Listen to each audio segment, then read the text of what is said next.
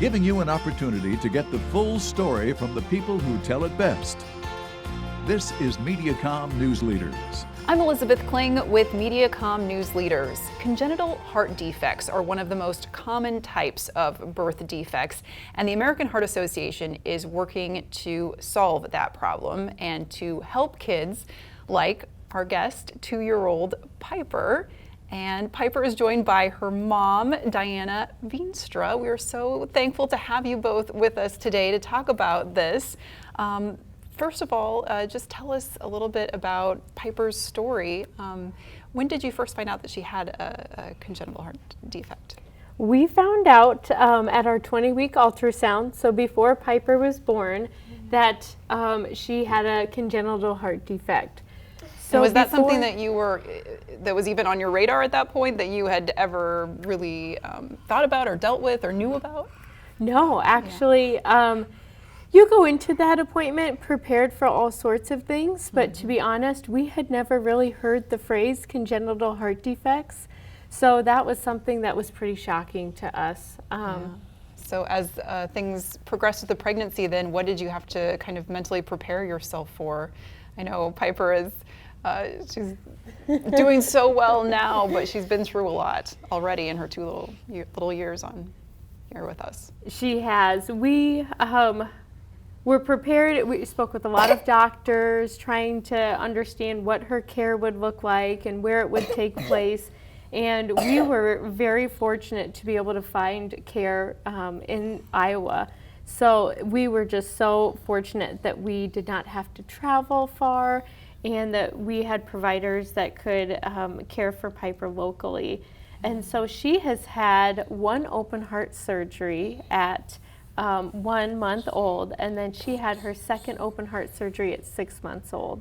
And so we've learned that we just take one day at a time, as all of the heart families do that are in this position, and we really just follow Piper's lead. Yeah, and so you'll be preparing for another surgery too soon. We will. She's projected to have her third open heart surgery this summer, and the hope is that will put her on a pretty good path until adulthood, hopefully.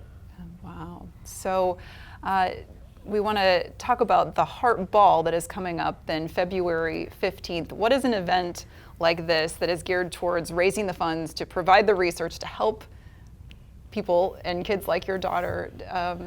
What does an event like this mean for your family? Oh, it means everything to us. The funds raised from this amazing event help to educate and also promote research within the heart health community. And so we are just really hopeful that the research that's being done could lead to longer and healthier lives for people like Piper, for children and adults that are living with congenital heart defects. Yeah.